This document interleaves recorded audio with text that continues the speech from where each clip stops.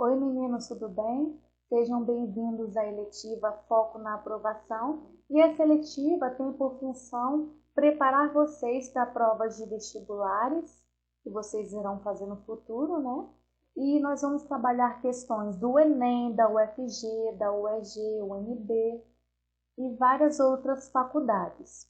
Então, aqui nós vamos trabalhar várias questões de biologia, vamos aprofundar o conhecimento e aí qualquer dúvida que vocês tiverem, podem me mandar mensagem que a gente conversa melhor sobre a questão. Tudo bem? Então, gente, eu aconselho vocês a parar o vídeo, tentar fazer a questão sozinho e depois acompanhar o comentário. Então, vamos para a primeira questão.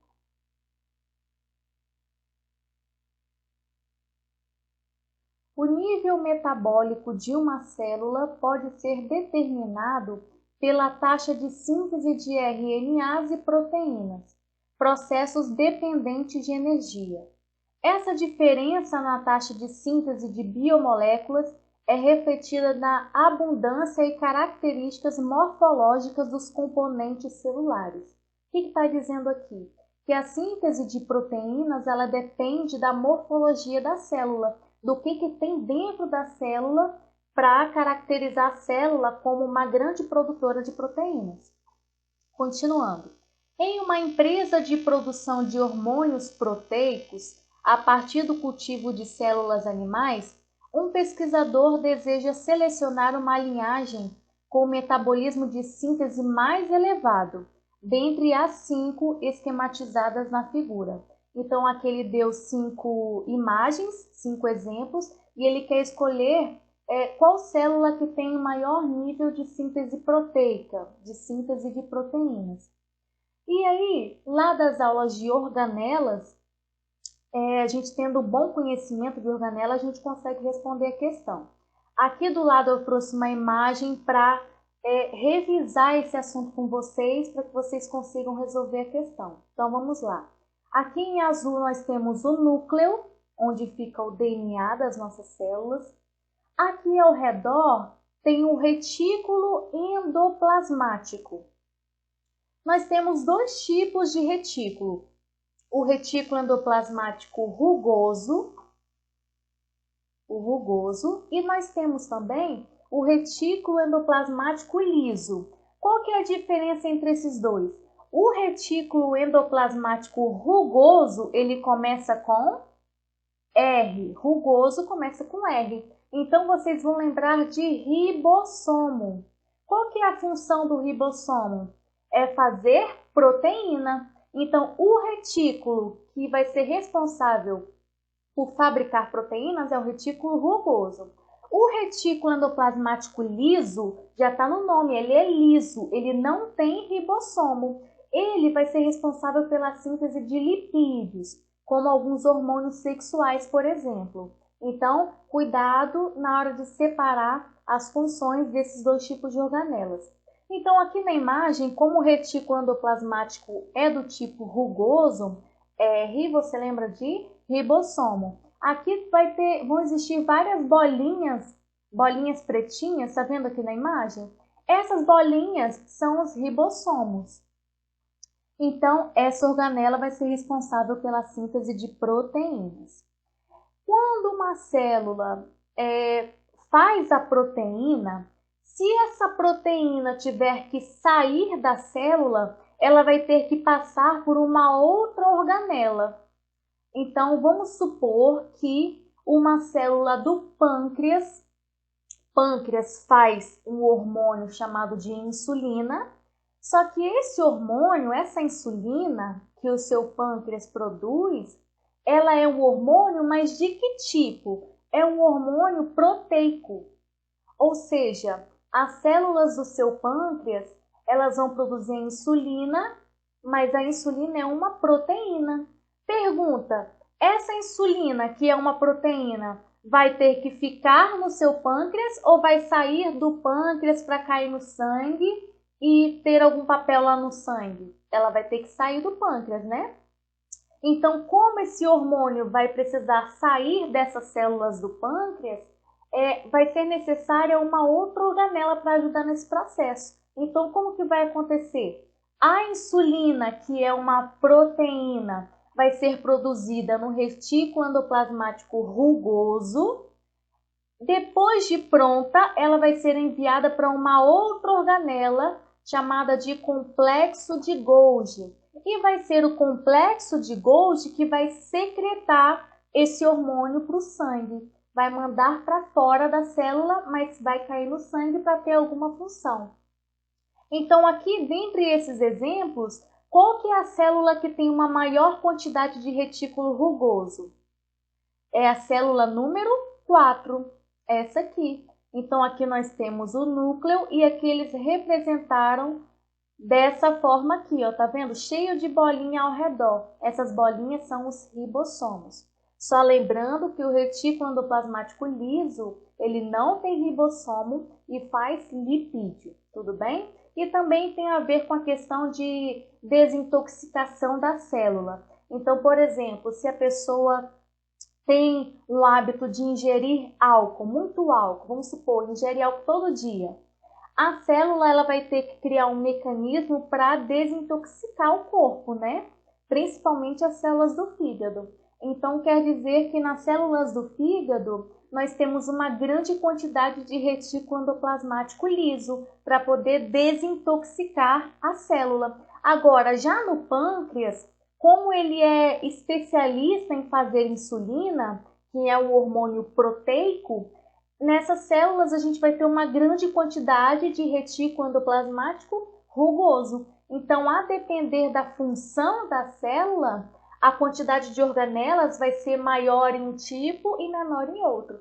Por exemplo, células que fazem a defesa do nosso corpo. Dentro dessas células, a gente vai ter uma quantidade maior de lisossomo, porque é o lisossomo que faz a digestão dentro da célula. Então, se, por exemplo, um linfócito, que é uma célula de defesa, ele quer englobar uma bactéria, né? Vamos supor que a bactéria tenha entrado no seu corpo, o linfócito precisa comer essa bactéria. Então, esse linfócito, essa célula, vai englobar esse micro-organismo e dentro da célula o lisossomo vai estar em grande quantidade e vai fazer a digestão dessa bactéria. Como essa célula, esse linfócito, ele está fazendo a digestão de algo que é sólido, porque bactéria é algo sólido. Nesse caso, essa digestão vai ser chamada de fagocitose. Inclusive, é um termo que já caiu muito em prova. Então, o que é fagocitose? É quando uma célula engloba partícula sólida. Ao contrário da pinocitose, que a célula engloba algo líquido, ok? Isso aí é um assunto mais para frente que a gente vai ver.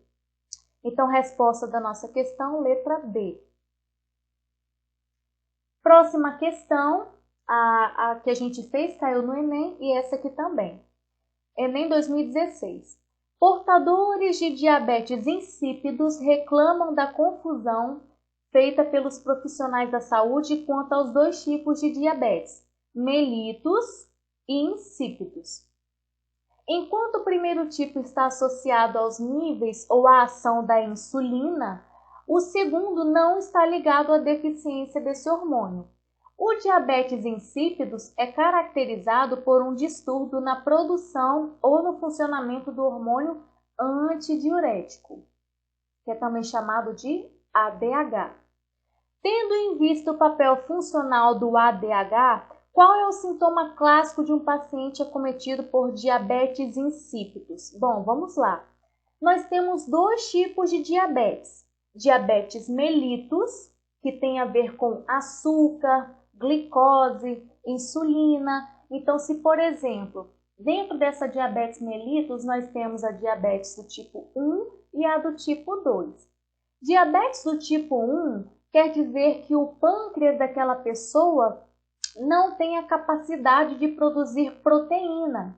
Então, aquele processo que a gente explicou na questão anterior, em que o retículo endoplasmático rugoso faz a insulina, que é o hormônio proteico, envia para o complexo de Golgi e o complexo de Golgi secreta no sangue, esse processo não vai acontecer, porque as células do pâncreas da pessoa que tem diabetes mellitus do tipo 1, ela não produz insulina, então por conta disso ela precisa injetar insulina no corpo. Diabetes mellitus do tipo 2 já tem a ver com a qualidade de vida das pessoas, pessoas que não se cuidam, que levam a vida sedentária, que a alimentação não está sendo equilibrada, né? Come muita besteira.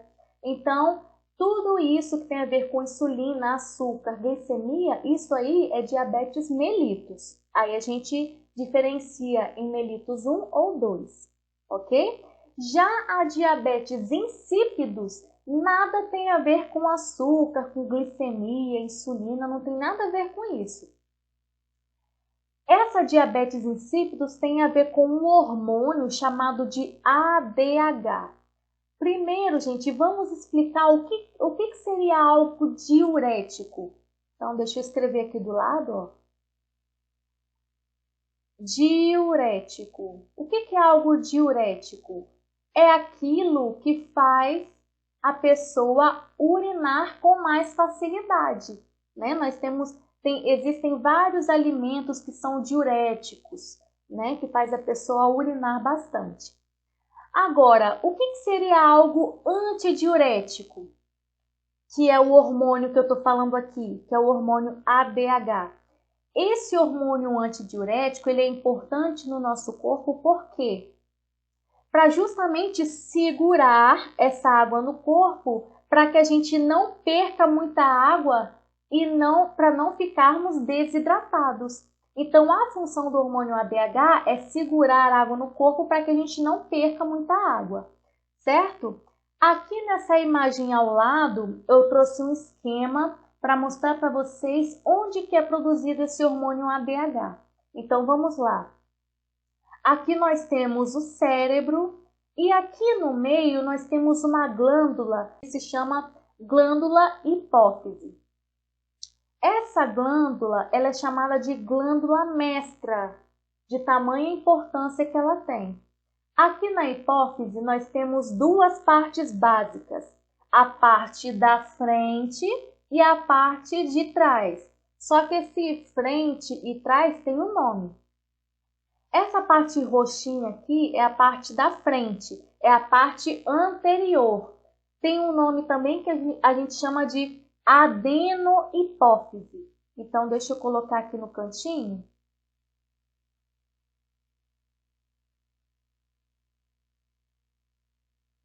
Adenohipófise. O que é a adenohipófise? É a parte da frente da hipófise, é a parte anterior da hipófise. Essa adenohipófise, ela é responsável por uma grande produção de hormônios. FSH, LH, tem vários hormônios. Agora, a parte de trás, ela é chamada de neurohipófise. Então, deixa eu puxar uma setinha aqui, ó. Eles pintaram essa parte de marrom. A gente vai chamar de neurohipófise. Aí vocês completam o nome. Bom, para começar, a primeira pergunta já caiu, se eu não me engano, na prova da UFO. Esse hormônio ADH, ele é produzido na adenohipófise ou na neurohipófise? Resposta, nenhum dos dois. Sabe por quê? Porque quem produz o ADH é o hipotálamo. Olha só, o hipotálamo, que fica aqui na parte de cima, ele vai produzir o ADH, só que ele vai mandar para a neurohipófise guardar esse hormônio. E aí, quando a neurohipófise guarda esse hormônio, quando é necessário, ele é liberado da neurohipófise. Ou seja, a neurohipófise só vai servir para guardar o ADH. Ele guarda um outro hormônio também, que eu não vou citar aqui nessa aula para não ter muita informação. Mas a neurohipófise só vai guardar aquilo que o hipotálamo fizer.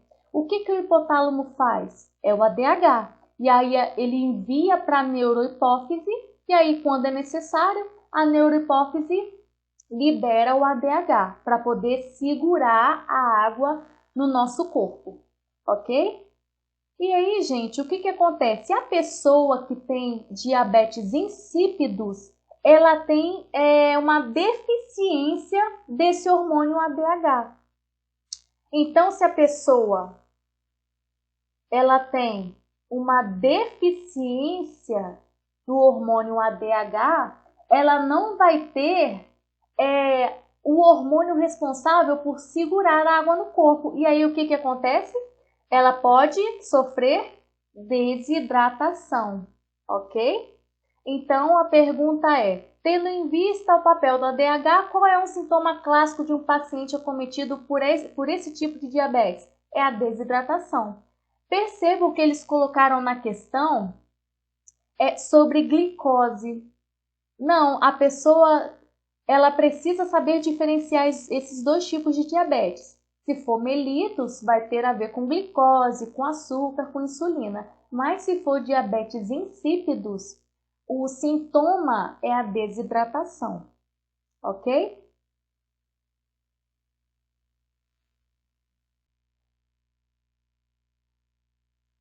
Pessoal, já deu o nosso tempo, vamos continuar na próxima aula. Espero que vocês tenham entendido as questões. Eu vou explicar com bastante calma para que vocês não esqueçam o conteúdo, porque vocês vão precisar aplicar esse conhecimento quando fizer uma prova, ok? Então, na próxima aula a gente continua com essa questão. Bons estudos e até a próxima aula!